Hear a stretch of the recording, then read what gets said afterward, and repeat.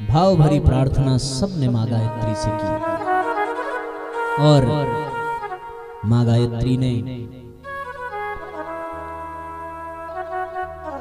आश्वासन दिया, ये कहा कि हे भगवान विष्णु, हर बार की तरह इस बार भी आपके अवतार का समय आ गया है। प्रत्येक कल्प में, प्रत्येक युग में भगवान इस धरती पर बार बार अवतरित होते हैं। अवतरित होने के पश्चात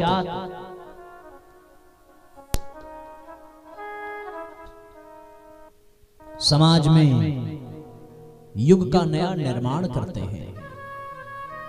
जब जब जैसी जैसी परिस्थिति बनती है, तब तब वैसे वैसे भगवान उसका निराकरण करते हैं।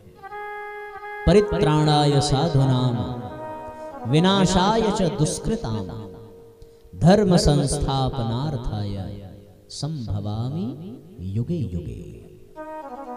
माँ गायत्री ने आश्वस्त किया कि हे देव, हर बार की तरह आप पुनः अवतार लेने के लिए तैयार हो जाएं। मेरी ही शक्ति आपके अवतार प्रक्रिया में सहायक बनेगी। मुझे ही माध्यम बना करके आपका ये अवतार प्रज्ञावतार कहलाएगा, क्योंकि इस अवतार में महाप्रज्ञा का जागरण करना है। वो महाप्रज्ञा जब जागेगी, वो निष्कलंक विवेक का जागरण जब होगा, तभी इस धरती की समस्याओं का और मनुष्यता का निराकरण हो सकेगा। ये केवल अनास्था संकट है, ये केवल दुश्चिंतन है, ये केवल दुर्भावनाएं हैं, और इन्हीं दुश्चिंतन दुर्भावनाओं के कारण आज ये धरती समस्या से ग्रसित हो रही है। भगवान विष्णु ने पूछा कि जाकर के क्या करना होगा, कैसे करना होगा। माँ गायत्री ने सुझाव दिया कि भगवान, आप इस धरती पर अवतरित हो और इस धरती पर अवतार लेकर के अब तक अलग अलग अवतारों में आपने जितने भी काम किए हैं, उन सारे कार्यों को एक साथ इस धरती पर आपको करना पड़ेगा। इसके लिए आपको 24 मंत्र के महामंत्र को जागृत करना पड़ेगा। जन जन में उस महामंत्र को स्थापित करना पड़ेगा, क्योंकि विवेक को जागृत करने का केवल एक ही माध्यम है, और वो है गायत्री का मंत्र। विवेक को जागृत करने के लिए केवल एक ही माध्यम हो सकता है, वो है विचार क्रांति अभियान। आपको जाकर के सद्विचारों की ऐसी सेना तैयार करनी पड़ेगी कि इस दुनिया में जितने भी कुविचार हैं वो समाप्त हो सके। आपको वहां जाकर के सद्भावनाओं का ऐसा प्रसार करना पड़ेगा कि इस धरती पर जितनी भी दुर्भावनाएं व्याप्त हैं वो सब समाप्त हो जाएं। आपको वहां जाकर के यज्ञ के रूप में सत्कर्म की ऐसी स्थापना करनी पड़ेगी कि जितने भी दुष्कर्म हैं वो सब मिटते चले जाएं। तो आपको इस अवतार में 24 अवतार के समस्त कार्यों को एक साथ करने पड़ेंगे। बहुत पुरुषार्थ करना पड़ेगा। कठोर साधना के माध्यम से महाप्रज्ञा को इस धरती पर अवतरित करा करके आपको प्रज्ञावतार की भूमिका निभानी पड़ेगी। माँ गायत्री ने निर्देश दिया, निर्देश देकर के अंतर्ध्यान हुई, और अंतर्ध्यान हुई तो फिर नारद जी ने भगवान से पूछा कि प्रभु थोड़ा और स्पष्ट करिए कि प्रज्ञावतार की क्या लीला होगी, प्रज्ञावतार की क्या भूमिका होगी। सुना है कि भगवान फिर से अवतार लेने वाले हैं, तो 24वां अवतार कैसा होगा। हमने 23 अवतारों की कथा बार बार सुनी है। हमने मत्स्यावतार से लेकर के बुद्धावतार के समस्त प्रकरण सुन डाले, पर अभी प्रज्ञावतार क्या है इसकी जानकारी नहीं है। प्रज्ञावतार का उद्देश्य क्या होगा, प्रज्ञावतार का तरीका क्या होगा, वो अवतार कहाँ होगा, किसके यहाँ होगा, कब होगा, ये सब की जानकारी दीजिए। और अवतार लेकर के भगवान शुभारंभ कैसे करेंगे। भगवान मुस्कुराए, कहने लगे, हे नारद, पिछली बार हमने आपको बता दिया था कि कृष्णावतार कहाँ होगा, और आपने बिना हमसे पूछे जाकर के हमारे मामा कंस को जानकारी दे दी। हमें बचपन में ही बड़ी समस्या झेलनी पड़ी, और हमारे नाते हमारे माँ बाप को भी बंदी गृह में बंद होना पड़ा। यदि आप न बताते तो वो कंस हमारे माँ बाप को जेल में न डालता और हमें पैदा होते ही असुरों से युद्ध न करना पड़ता। आपके बताने के कारण बड़ी समस्या हुई। इसलिए इस बार मैं आपको बताऊंगा ही नहीं कि मैं कहां अवतार लेने वाला हूं, किसके यहां अवतरित होने वाला हूं। अब आपको स्वयं देखना पड़ेगा कि प्रज्ञावतार कहां हो रहा है, कैसे हो रहा है और उसका कार्य क्या है, उसका क्षेत्र क्या है। अब तक जितने अवतार हुए वो एक सीमित दायरे में काम करते रहे, पर जो प्रज्ञावतार होगा उसकी कोई सीमा नहीं होगी। क्यों? क्योंकि समस्याओं की भी कोई सीमा नहीं है। अगर वायु प्रदूषण अमेरिका में होता है तो उससे भारत बच जाए, ऐसी बात नहीं है। या भारत में यदि वायु प्रदूषण है तो वो वायु प्रदूषण वहां न पहुंचे, ऐसी बात नहीं है। आजकल समस्याओं का कोई सीमा नहीं रह गया। तो जब समस्याएं सीमित नहीं है तो अवतार भी सीमित नहीं होगा, वो असीमित होगा। और ऐसे असीमित अवतार के लिए बहुत सुंदर रूपरेखा बनेगी। नारद जी ने मुस्कुराते हुए कहा कि प्रभु आप क्या करेंगे, आप कैसे करेंगे ये आप भले न बताएं, पर इतना तो बता दीजिए कि जब आप राम बन करके आए तो सभी देवता ऋक्ष बानर बन करके आपके सहयोग के लिए आए। जब आप कृष्ण बन करके आए तो सब ग्वाल बाल पांडव बन करके आए। जब आप बुद्ध बन करके आए तो सब भिक्षु और भिक्षुणियां बन करके आए। अब आप प्रज्ञावतार के रूप में आएंगे तो फिर क्या करना पड़ेगा। भगवान ने कहा, हे नारद, संयुक्तस्य प्रयासोऽयं कर्तव्यो नारद शृणु, प्रेरयामि तु संपर्कं कुरु साधय पोषय, वरिष्ठात्मान एवं च त्यक्त्वा सर्वा प्रसूतिकाः, युगमानव कार्यम च साधयिष्यन्ति पोषिताः, अनेनागमनं ते तु ममामन्त्रणमेव च, उभयपक्षगतं सिद्धं प्रयोजनमिदं ततः। हे नारद, इसके लिए हम लोगों को संयुक्त प्रयास करने पड़ेंगे। हम प्रेरणा भरेंगे, आप संपर्क साधेंगे और उभारेंगे। इस प्रकार वरिष्ठ आत्माओं की प्रसूति जागेगी और वे युग मानवों की भूमिका निभा सकने में समर्थ हो सकेंगे। इससे आपके आगमन और हमारे आमंत्रण का उभय पक्षीय प्रयोजन पूरा होगा। भगवान जब इस दुनिया में आता है तो वो प्रेरणा देता है और उस प्रेरणा को लोगों तक पहुंचा करके लोगों को उभारने का काम ऋषि सत्ताएं करती हैं। भगवान राम इस दुनिया में अवतरित होने वाले हैं। ये प्रेरणा कौशल्या और दशरथ के मन में उभरी। ये प्रेरणा ऋषियों ने लोगों तक जाकर के दी। फिर उसी प्रेरणा के फलीभूत होकर के जितने भी बंदर थे, जितने भी साधारण मनुष्य थे, वो सब अपने बड़े बड़े कार्यों को छोड़ करके भगवान के कार्य में लग गए। वो सभी महान आत्माएं जो भगवान के आमंत्रण को सुनती हैं, उनके आमंत्रण को सुन करके वो उसे नजरअंदाज नहीं कर सकती, क्योंकि महान आत्माओं का उद्देश्य ही ये होता है इस धरती पर आकर के भगवान की प्रेरणाओं के अनुसार कार्य करना। देवर्षि नारद ने भगवान से पूछा कि भगवान ये कैसे पता चलेगा कि कौन सी श्रेष्ठ आत्मा है जिसे जाकर के आपका आमंत्रण सुनावे।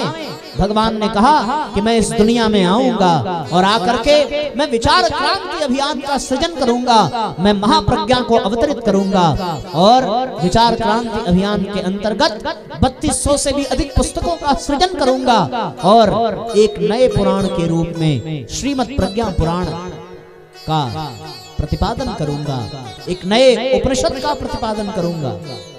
नारद, तुम्हें उसी प्रज्ञा पुराण को माध्यम बना करके द्वार द्वार तक जाना होगा, घर घर तक जाना होगा और जाकर के समस्त आत्माओं में प्रज्ञा पुराण का संदेश देना होगा।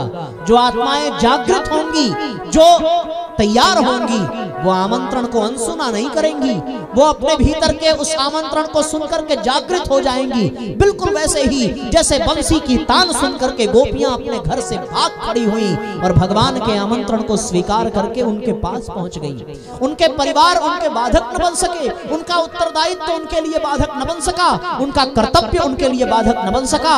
वो भगवान के उस नाद को सुन करके महाराज के लिए भागती भागती चली आई। हे नारद, इस बार बंसी नहीं बजेगी, इस बार धनुष की टंकार नहीं गूंजेगी, इस बार सुदर्शन नहीं दौड़ेगा, इस बार केवल और केवल प्रज्ञा पुराण के विचार दौड़ेंगे। और उस प्रज्ञा पुराण के विचार को सुन करके जो आत्माएं जागृत होंगी वो नाग के तरीके से फनफनाते हुए खड़ी हो जाएंगी और अपनी भूमिका, अपना सहयोग प्रज्ञावतार को देने लगेंगी। देखते देखते ये दुनिया बदलती चली जाएगी। भगवान प्रज्ञा पुराण क्या है? बोले प्रज्ञा पुराण 19वां पुराण होगा। 18 पुराण तो भगवान वेद व्यास ने लिख दिया, पर उन पुराणों की अब उपादेयता धीरे धीरे कम पड़ने लगी है, क्योंकि वो पुराण जिस समय लिखे गए उस समय की परिस्थितियों के अनुसार लिखे गए, उस समय की समस्याओं के आधार पर लिखे गए। अब उन पुराणों में वो सार नहीं रह गया। अब वो पुराण मतभेद पैदा करते हैं, अब वो पुराण समस्या पैदा कर रहे हैं, अब वो पुराण यहाँ के मनुष्यों को भ्रांति पैदा कर रहे हैं। अब ऐसे पुराण की आवश्यकता है जिसमें कोई भ्रम न हो, कोई संशय न हो, कोई भ्रांति न हो। इसका तात्पर्य ये नहीं है कि उन पुराणों में दोष है, इसका तात्पर्य ये है कि उन पुराणों के संकेतों को समझने की पात्रता और वैसी तीक्ष्ण बुद्धि आज के मनुष्यों में नहीं रह गई है। अगर वो तीक्ष्ण बुद्धि होती तो आज ढोल गंवार शूद्र पशुनारी इसी एक चौपाई को पकड़ करके जितने भी अत्याचारी अन्यायी हैं वो बैठे ना होते। वो इसी एक चौपाई को माध्यम बना करके न जाने क्या क्या राग अलापते हैं। अरे मूर्खों, उस समाधि भाषा में लिखी हुई चौपाई के तात्पर्य को समझो। लेकिन उनका ज्ञान वैसा नहीं रह गया, उनका वैराग्य वैसा नहीं रह गया, उनमें वो तर्क शक्ति नहीं रह गई कि वो इनके समाधि भाषा को समझ सके। वो भ्रमित हैं, और भ्रमित इसलिए हैं क्योंकि ये पुराण ही आपस में विरोधाभास उत्पन्न करते हैं। एक तरफ पुराण ये कहता है कि आचार्य देवो भव, मातृदेवो भव, पितृदेवो भव, पर दूसरी ओर यही पुराण कहता है कि पिता तजो प्रहलाद विभीषण बंधु भरत महतारी। यदि पितृदेव भव था तो पिता ने क्यों प्रहलाद ने क्यों पिता का त्याग किया? यदि मातृदेव भव था तो भरत ने कैकेयी का त्याग क्यों किया? ये पुराण ही भ्रांति पैदा कर रहे हैं, और इस भ्रांति को, इस भ्रम को आज की जनता, आज के सामान्य व्यक्ति समझ नहीं पा रहे हैं। क्यों? क्योंकि दोष पुराणों में नहीं है, दोष उनकी पात्रता में है। वो इसके यथाभाव को समझने में समर्थ नहीं है। ये पुराण एक तरफ धर्मराज युधिष्ठिर को धर्मराज घोषित करते हैं, और दूसरी तरफ यही पुराण युधिष्ठिर को जुआ खेलते हुए दर्शाते हैं। यही पुराण युधिष्ठिर को अपनी पत्नी को दांव पर लगाते हुए दिखाते हैं। इसलिए इन पुराणों ने भ्रांति पैदा कर दी है। इस पुराण के नाते मनुष्य भ्रमित होता जा रहा है।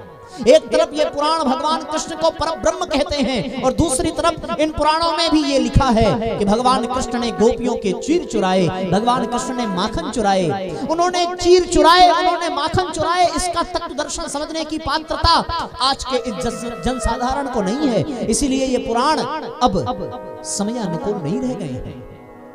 जब कभी युग बदलेगा, सतयुग जागेगा, तब इन पुराणों की पुनः आवश्यकता पड़ेगी, क्योंकि जो दिव्य ज्ञान, जो दिव्य वैराग्य, जो दिव्य भक्ति का सूत्र इन पुराणों में विद्यमान है, उसे समझने की पात्रता आज का मनुष्य खो बैठा है। इसलिए एक नए पुराण को जन्म देना पड़ेगा नारद, और वो नया पुराण कौन सा पुराण होगा? वो नया पुराण प्रज्ञा पुराण होगा, क्योंकि ये इस युग के अनुकूल प्रधान ज्ञान को जागृत करने का माध्यम बनेगा। ऐसे में वो प्रसंग याद आता है कि जब विवेकानंद पहुंचे विदेशियों के पास, और विवेकानंद के धर्म ग्रंथ को, सनातन धर्म के धर्म ग्रंथ गीता को सबसे नीचे रखा गया, और ये कहा गया कि पूरे विश्व के समस्त धर्म ग्रंथों में सबसे नीचे तुम्हारे धर्म ग्रंथ का स्थान है। तो विवेकानंद मुस्कुराते हुए कहने लगे, बिल्कुल सही स्थान आपने दिया है। उसे नीचे से पकड़ा, खींचा, और उसके खींचते ही ऊपर के सारे ग्रंथ गिर पड़े। विवेकानंद ने मुस्कुराते हुए कहा कि जिस प्रकार से आप देख रहे हैं कि उसको हटाते ही सारे ग्रंथ गिर गए, उसी प्रकार भैया ये जितने पुराण हैं उन सब पुराणों को ऊपर रख दो, पर अब सबके नीचे प्रज्ञा पुराण को रखना पड़ेगा, क्योंकि बिना प्रज्ञा पुराण के आधार पर न वो दृष्टि मिलेगी न वो विवेक मिलेगी जिससे तुम ऊपर के अन्य पुराणों को समझ सको। वो 18 पुराण, वो 18 उपपुराण उन्हीं को समझ में आएंगे, उनकी समाधि भाषा उन्हीं के अंतःकरण में उतरेगी, उनके तत्व दर्शन को वही समझ पाएगा जो प्रज्ञा पुराण को सुनने वाला होगा, जो प्रज्ञा पुराण को समझने वाला होगा। ये प्रज्ञा पुराण समस्त पुराणों का आधार होगा, समस्त पुराणों का सार होगा। जैसे वृक्षों का सार फल है, रोगी को वृक्ष तोड़ करके नहीं दिया जाता, रोगी को टहनियां नहीं दी जाती, रोगी को पत्ते नहीं दिए जाते, रोगी को उसके सार के रूप में फल दिया जाता है। कोई अगर कमजोर हो तो उसे गाय नहीं दे दी जाती, गाय का सार उसका दूध है, उसको दूध दिया जाता है। उसी प्रकार वृक्षों के सार फल को दिया जाता है। तो आज जब ये चारों तरफ अनास्था संकट है, तो ये अनास्था संकट को मिटाने के लिए पुराण रूपी वृक्ष नहीं देने चाहिए, उन पुराण रूपी वृक्षों का सार जो है वो प्रज्ञा पुराण है, और प्रज्ञा पुराण को सार के रूप में लोगों तक पहुंचाना पड़ेगा, क्योंकि प्रज्ञा पुराण ही समस्त पुराणों का आधार है। नारद जी मस्त हो गए, मगन हो गए, कहने लगे वाह प्रभु वाह, मुझे भी प्रज्ञा पुराण सुनाइए, क्या है। तो फिर उसके बाद भगवान ने ऐसा क्रम बनाया कि प्रज्ञा पुराण नारद जी तक पहुंची। मौन होकर के नारद जी बैठे और भगवान मौन भाषा में, समाधि भाषा में, उनके अंतःकरण में प्रज्ञा पुराण के ज्ञान को विकसित करते हैं। और नारद जी ने जैसे ही प्रज्ञा पुराण को सुना, वैसे ही नारद जी अपनी करताल बजा करके झूमते हुए गाने लगे। और क्या गाया? यह प्रज्ञा पुराण पूज्य गुरु जी को प्यारा है, यह प्रज्ञा पुराण पूज्य गुरु जी को प्यारा है, यह प्रज्ञा पुराण, यह प्रज्ञा पुराण पूज्य गुरु प्रज्ञा पुराण पूज्य गुरु जी को प्यारा है, मेरे जीवन का सहारा है। इसकी जगमग ज्योति से, इसकी जगमग ज्योति से ये सारा जग उजियारा है, यह प्रज्ञा पुराण पूज्य गुरु जी को प्यारा है, यह प्रज्ञा पुराण। दोनों हाथों पर उठा करके एक साथ तालियां बजाते हुए, मुस्कुराते हुए, नारद जी के साथ आप भी मस्ती में झूमते हुए इस गीत का आनंद लीजिए।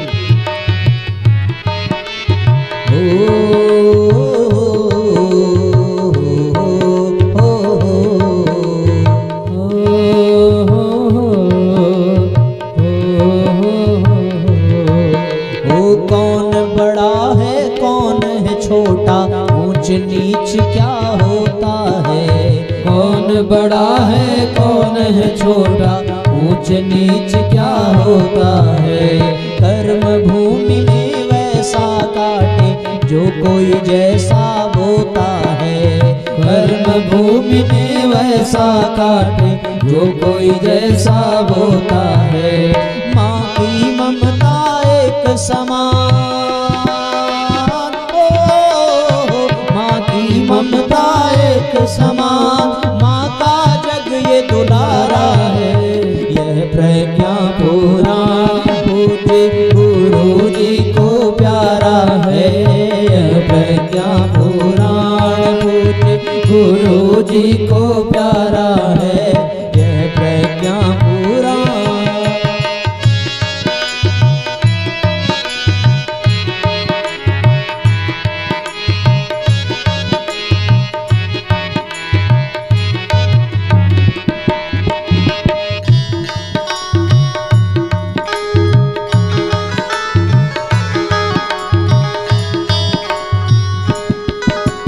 मिथ्या माया मोह के चक्कर में उलझा है यह इंसान, मिथ्या माया मोह के चक्कर में उलझा है यह इंसान। सद्बुद्धि दे ममता मई माँ, सबको लाल कमल भगवान, सद्बुद्धि दे ममता मई माँ, सबको लाल कमल भगवान।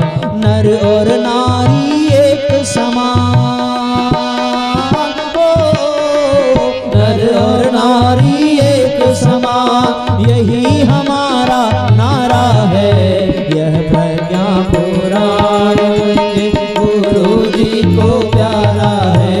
यह प्रज्ञा पुराण गुरु जी को प्यारा है। यह प्रज्ञा पुराण। दोनों हाथों पर उठा करके एक साथ तालियां बजाइए।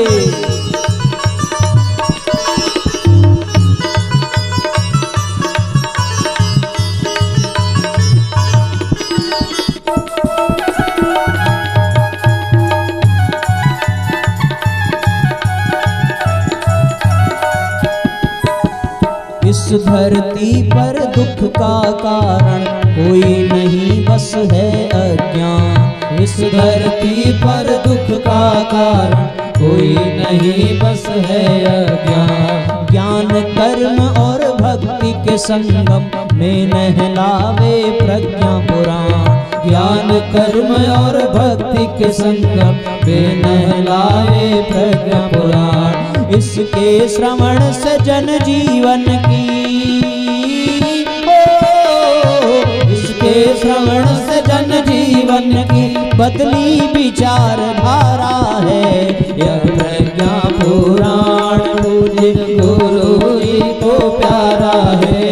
यह प्रज्ञा पुराण पूज्य गुरु जी को प्यारा है। यह प्रज्ञा पुराण, यह प्रज्ञा पुराण पूज्य गुरु जी को प्यारा है। यह प्रज्ञा पुराण पूज्य गुरु जी को प्यारा है। गुरु जी को प्यारा है। इसकी जगमग ज्योति से ये सारा जग उजियारा है। यह प्रज्ञा पुराण पूज्य गुरु जी को प्यारा है। यह प्रज्ञा पुराण पूज्य गुरु जी को प्यारा है। यह प्रज्ञा पुराण।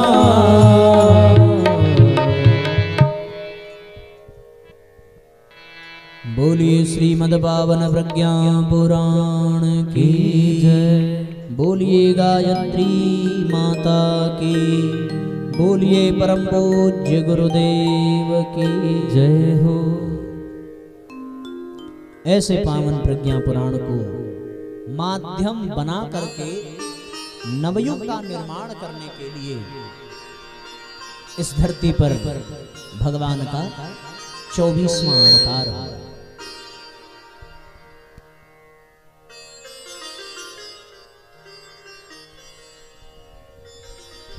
वो अवतार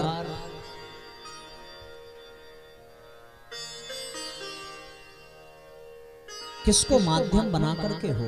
प्रश्न ये है, कहां हो, कैसे हो? क्योंकि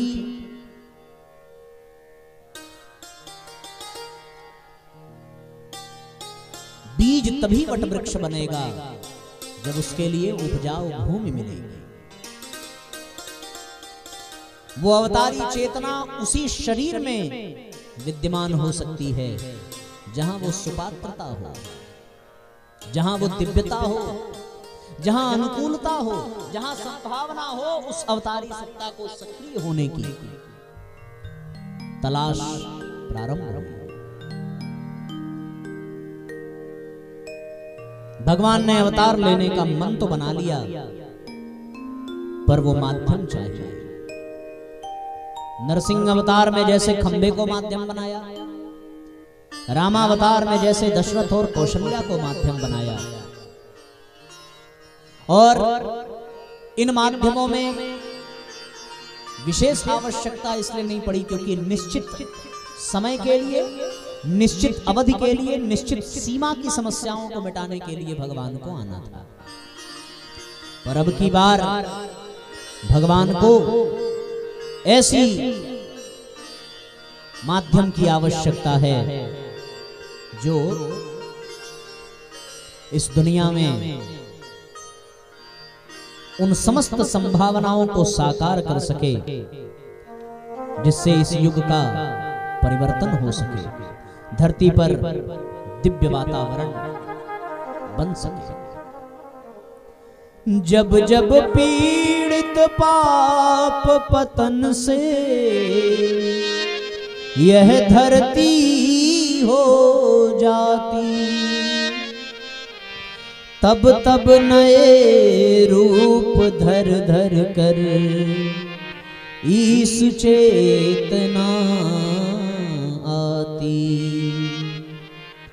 करने हल्का भूखा भार आते धरती पर अवतार, हो करने हल्का भूखा भार आते धरती पर अवतार, करने हल्का भूखा भार आते धरती पर अवतार।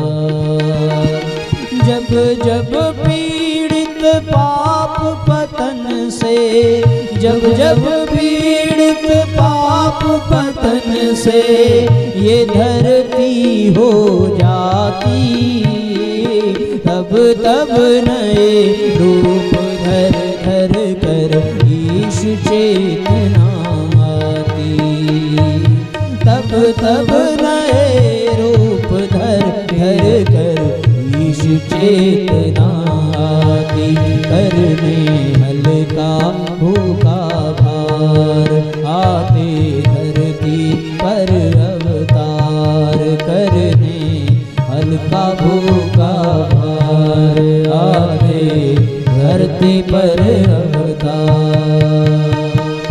दोनों हाथ से तालियां बजाइए और भगवान के प्रज्ञावतार की ये कथा सभी ध्यान पूर्वक सुनिए।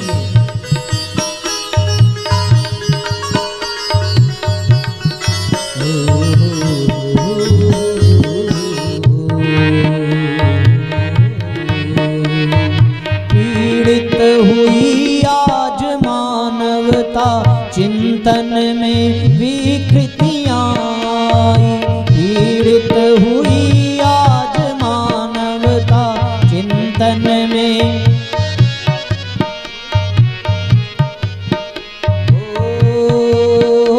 अंधकार में भटका मानव, भीषण विपदाएं गहराई, अंधकार में भटका मानव, भीषण विपदाएं गहराई,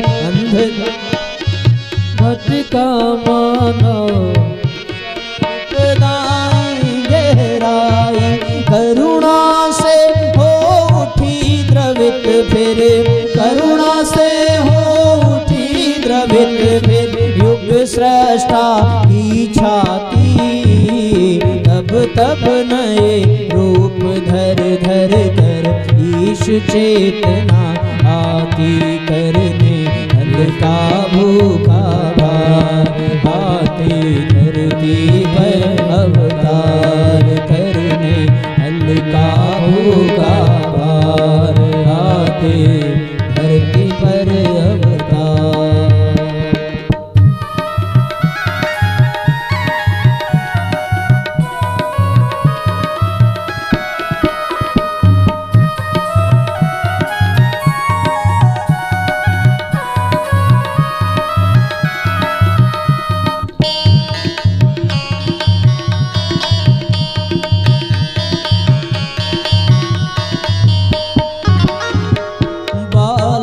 श्री राम शर्मा में वह विशेषता दी दिखलाई, बालक श्री राम शर्मा में वह विशेषता दी दिखलाई।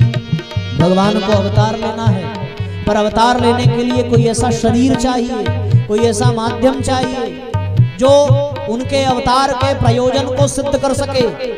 और फिर उन ईश्वरीय चेतना ने ये देखा कि एक आगरा जिले के आंवलखेड़ा ग्राम में पंडित रूप किशोर शर्मा एवं ताई जी के पुत्र के रूप में एक नन्हा सा बालक जिसका नाम श्री राम है, वो इस दुनिया में आ चुका है। और नियमित रूप से वो प्रतिदिन गायत्री महामंत्र का जाप करता है। उनके पूर्व जन्मों को भी ऋषियों ने देखा कि ये श्री राम वही हैं जो 13वीं शताब्दी में जब कुरीति को प्रवृत्तियां अपने चरम पर थीं, तो यही कबीरदास बनकर के आए और इन्होंने काशी की धरती को पवित्र किया। समय आगे बढ़ा, 16वीं शताब्दी आई। 16वीं शताब्दी में यही बालक श्री राम जो कबीरदास बनकर के आए थे, यही श्री राम समर्थ गुरु रामदास बनकर के आए और मुगलों को, वीर शिवाजी को माध्यम बना करके भगाया, महाराष्ट्र की धरती को पावन किया। समय आगे बढ़ा, 18वीं शताब्दी में यही श्री राम की चेतना स्वामी रामकृष्ण परमहंस के रूप में आई और स्वामी विवेकानंद को माध्यम बना करके उन्होंने इस धरती पर सनातन धर्म की ध्वजा को पूरे विश्व में फहराया। अब वही चेतना श्री राम के रूप में आवलखेड़ा के छोटे से ग्राम में आ पहुंची है।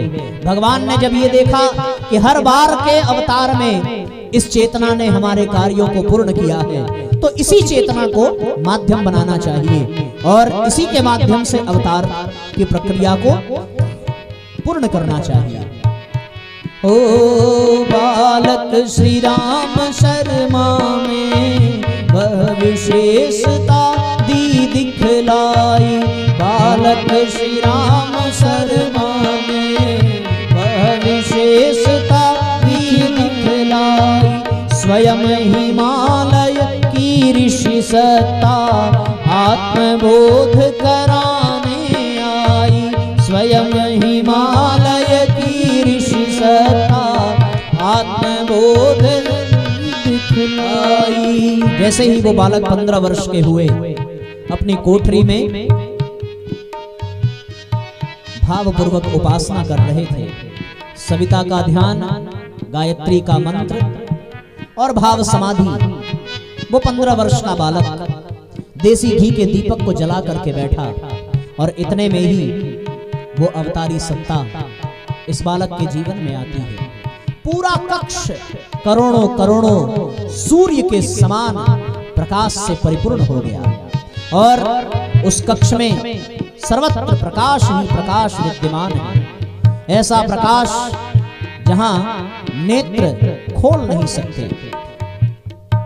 ऐसी परिस्थिति में उस बालक के समक्ष वो हिमालयवासी ऋषि सत्ता, जिसे हम दादा गुरुदेव के नाम से जानते हैं, सर्वेश्वरानंद जी, जिनका परिचय परम पूज्य गुरुदेव ने कराया, जिनके उम्र का कोई आकलन नहीं है, जो 800 से भी अधिक वर्षों तक जीवित रहने वाली सत्ता है, जो हिमालय के नंदन वन में रहती है, समस्त ऋषि सत्ताओं का अध्यक्ष और सबके मुखिया स्वयं दादा गुरुदेव उपासना करते हुए बालक श्री राम के जीवन में प्रकट हुए। और कैसा सुंदर दृश्य रहा होगा, कैसे अद्भुत छटा रही होगी, कैसा वो दिव्य वातावरण रहा होगा, जिस वातावरण में, उस कोठरी में जब बालक श्री राम उपासना कर रहे हैं तो उनका प्राकट्य हुआ। ओ बालक श्री राम कर रहे थे उपासना, जब दादा गुरुदेव प्रकट भये उनके सामने, परिचय कराया पूर्व जन्मों के संबंध, स्वयं गुरुदेव लगे उन्हें पहचानने, पाकर अमूल्य निधि भाव विवल होने लगे, गुरु शिष्य आज एक दूसरे के सामने, बनकर कठपुतली डोर सौंप दी तब जीवन की, भगवान के इशारों पर भक्त लगा नाचने, भगवान के इशारों पर भक्त लगा नाचने। बालक श्री राम कर रहे थे उपासना, जब दादा गुरुदेव प्रकट भये उनके सामने, दादा गुरुदेव प्रकट भये उनके सामने। परिचय कराया पूर्व जन्मों के संबंध, स्वयं गुरुदेव उन्हें लगे पहचानने, स्वयं गुरुदेव लगे उन्हें पहचानने। पाकर अमूल्य निधि भाव विवल होने लगे, पाकर अमूल्य निधि भाव विवल होने लगे। गुरु शिष्य आज एक दूसरे के सामने, गुरु शिष्य आज एक दूसरे के सामने। बनकर कठपुतली डोर सौंप दी तब जीवन की, भगवान के इशारों पर भक्त लगा नाचने, भगवान के इशारों